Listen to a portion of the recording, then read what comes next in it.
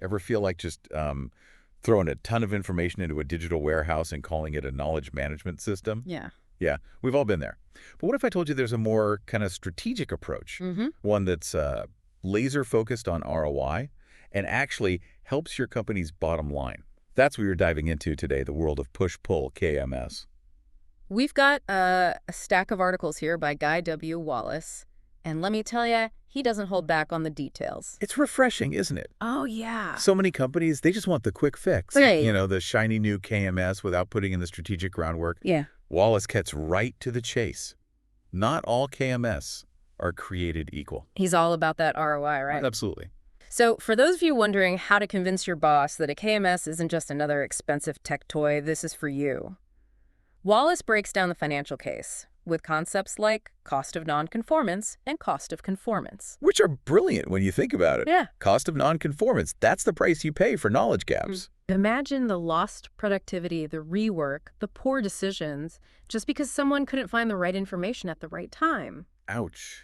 Those are some expensive mistakes. Yeah. And I bet most companies don't even realize how much those knowledge gaps are actually costing them. Exactly. And that's where cost of conformance comes in. It's the investment you make in a KMS to prevent those mistakes from happening in the first place. Yeah, so it's about shifting from a reactive to a proactive approach to knowledge management. Yes. But how do we actually quantify those costs and make a compelling business case? Well, Wallace provides a framework for that. He argues that you need to demonstrate how the cost of implementing and maintaining a KMS, your cost of conformance, is significantly outweighed by the savings and increased revenue generated from reducing the cost of nonconformance. Okay. You see? So essentially you're showing that investing in a strategic KMS is like plugging those money leaks Yes, while simultaneously boosting earning potential. absolutely. Music to any CFO's ears. Absolutely. And what I appreciate is that Wallace doesn't just talk theory. Right? He lays out a comprehensive system with 12 key systems Wow. and a detailed 47 process model. He certainly doesn't shy away from the details. But for someone just starting out, 47 processes can seem a bit overwhelming. What are some of the core systems that are particularly crucial for a successful KMS, especially in the push-pull model? Out of those 12 systems, let's focus on 3 that are absolutely essential: governance, strategic planning, and operational planning. These systems lay the groundwork for a well-structured, efficient, and adaptable KMS. Think of them as the foundation, framing, and wiring of your knowledge house. Okay, I like that analogy. Yeah. So let's start with the foundation, governance. What does that entail, and why is it so important? Governance is all about setting clear lines of responsibility, decision-making authority, and accountability for your KMS. You need a dedicated team or board with the authority to make decisions, allocate resources, and champion the initiative within your organization. So it's about making sure everyone is on the same page. It's- Yes, And there's a clear chain of command for all things KMS related. exactly. Without strong governance, even the most well-intentioned KMS initiatives can quickly devolve into chaos. Right. You risk conflicting priorities, duplicated efforts, and a lack of overall direction. That makes sense. Now let's talk about strategic planning, the framing of our knowledge house. What should organizations be thinking about at this stage? Strategic planning is where you align your KMS with your overall business objective. Okay. It's about taking that long-term view, anticipating future needs, and ensuring your KMS is agile enough to adapt to changing market conditions and emerging trends. So it's not just about solving today's problems, it's about anticipating tomorrow's challenges and opportunities. Precisely. You need to ask yourself, what knowledge will be critical for our success in the next 5 years? What skills and competencies will our employees need to develop? How can our KMS support these goals? It's about future-proofing your knowledge ecosystem. Okay, we've got our foundation and framing in place. Now let's talk about the wiring operational planning. What does that involve? Operational planning is where you move from the strategic to the tactical. Okay. You're translating those high-level goals into concrete action plans, establishing clear milestones, allocating resources, and setting realistic timelines. So it's about bringing those strategic visions down to earth and figuring out the nuts and bolts of making it all happen. Exactly. And this is where those 47 processes come into play, Right. providing a framework for all those essential operational activities, from content creation and curation to user support, knowledge sharing, and performance measurement. Right. Because a KMS is not a set-it-and-forget-it system. No. It requires ongoing attention, investment, and a well-defined operational plan to ensure it continues to deliver value over time. Absolutely. Now, speaking of delivering value, let's delve into the heart of Wallace's approach, this distinction between push and pull knowledge management. Okay, remind us again, what's the core difference and why is it so important for a strategic KMS? Imagine you're a master chef and your kitchen is your KMS. Okay. Push is like having your sous chef proactively prepare those essential ingredients. Chopping vegetables, measuring spices, having everything ready to go when you need it. Okay. It's about anticipating the needs of your team and proactively delivering the knowledge they need to succeed. Okay, so it's about being one step ahead, ensuring those mission-critical pieces of knowledge are readily available even before someone realizes they need them. Exactly. And this is especially crucial for new employees or those in roles where even small knowledge gaps can have significant consequences. So you're not just waiting for people to come to you with questions. You're proactively pushing out knowledge to prevent those questions from arising in the first place. You got it.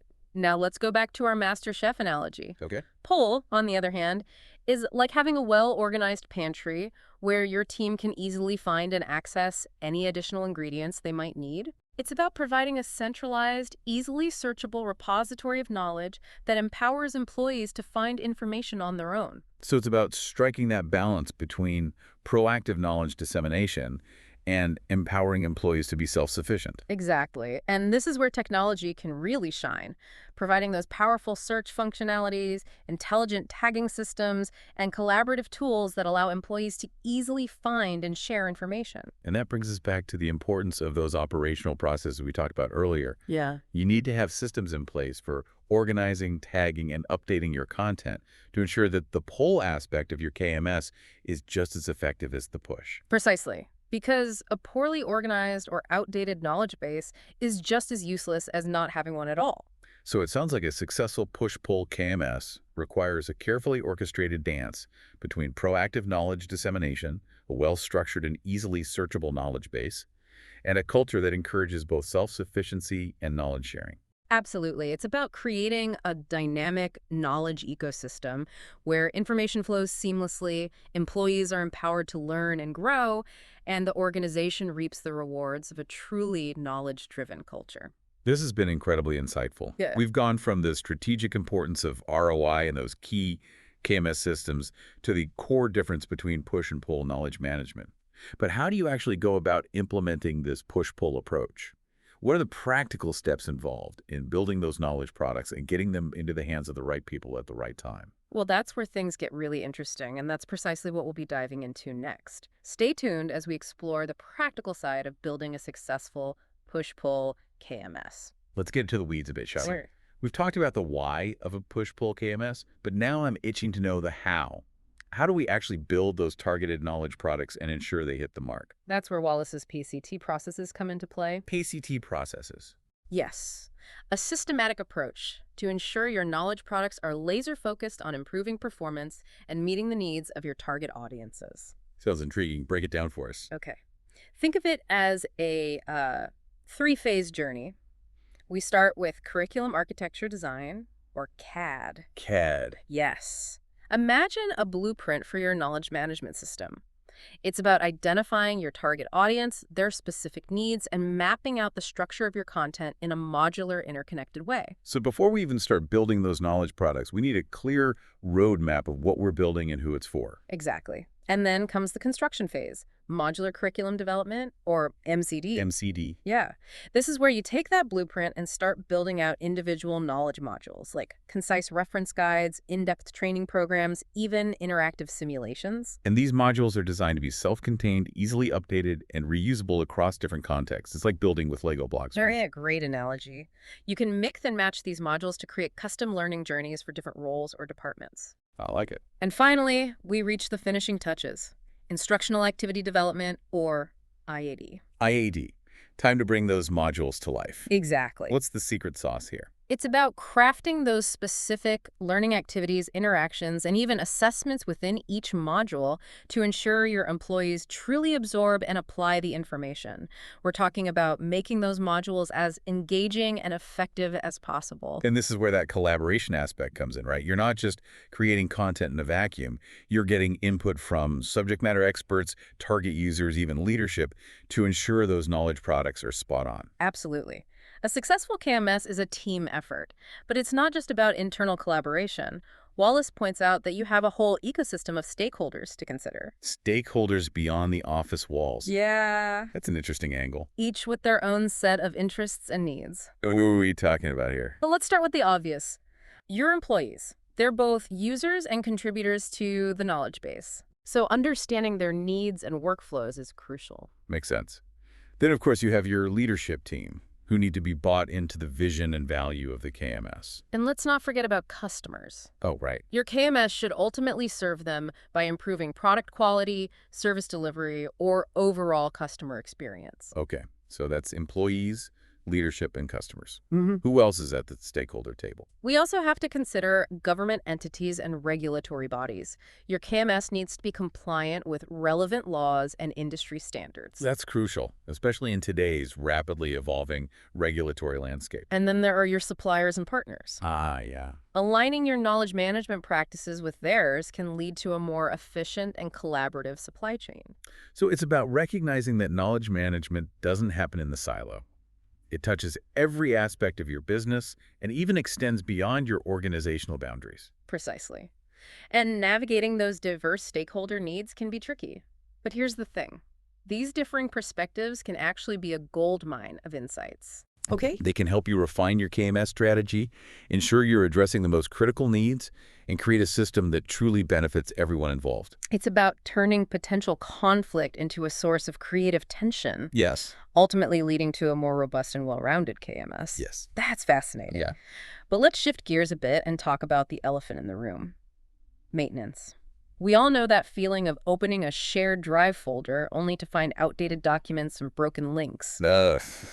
How do we prevent our shiny new KMS from becoming a digital graveyard? Where do we even begin? That's the million-dollar question, isn't it? Yeah. And it's where many well-intentioned KMS initiatives fall short. They underestimate the importance of ongoing maintenance and the resources required to keep those knowledge products current, accurate, and relevant. So what's the secret to keeping our KMS alive and thriving? Where do we even begin? So what's the secret to keeping our KMS alive and thriving? Where do we even begin? It starts with recognizing that maintaining a KMS is not a one-time project. It's an ongoing commitment. Think of it like tending a garden. You wouldn't just plant some seeds and walk away hoping for the best, would you? Definitely not. You've got to water, weed, prune. It's an ongoing process. Exactly. And just like a garden, your KMS needs regular care and attention to thrive.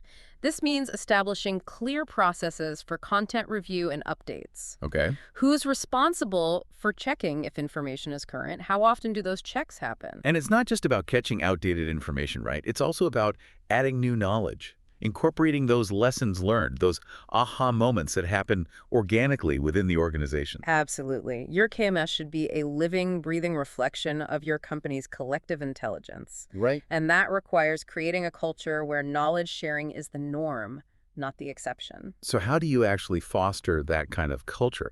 It's one thing to have a fancy KMS, but it's another thing entirely to get people to actually use it and contribute to it. It's about demonstrating the value, making it crystal clear how the KMS can make everyone's lives easier and more productive. Okay. Showcase those success stories. Right. Highlight the teams or individuals who are using the KMS effectively. It's like those Employee of the Month boards, but for knowledge-sharing superstars. Exactly. Recognition goes a long way. Uh-huh. And don't underestimate the power of simplicity. Yeah. The easier it is to use your KMS, the more likely people are to embrace it. Right.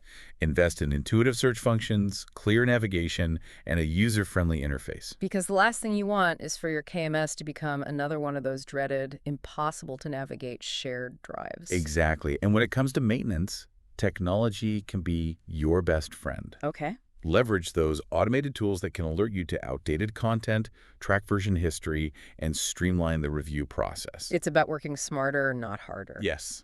So as we wrap up this deep dive into push-pull KMS, what's the key takeaway you want our listeners to walk away with? A well-designed KMS, built on the principles of push-pull and supported by a culture of knowledge sharing, can be a true game changer. It can empower your employees, streamline your operations, and give your organization a significant competitive edge. It's about harnessing the power of collective intelligence and turning information into actionable insights. Precisely. And remember, implementing a KMS is a journey, not a destination. Right. It requires ongoing commitment, a willingness to adapt, and a relentless focus on delivering value to your users. It's been an absolute pleasure picking your brain about all things KMS. Thanks for joining us and sharing your expertise. The pleasure was all mine. And to our listeners, we hope this deep dive has equipped you with the knowledge and inspiration to transform your own approach to knowledge management. Remember, in today's rapidly evolving business landscape, the ability to capture, share, and leverage knowledge effectively is no longer a nice-to-have, it's a must-have. Yeah. So go forth, build those knowledge powerhouses, and unlock the transformative potential that awaits. Until next time, keep those brains buzzing and those knowledge gears turning.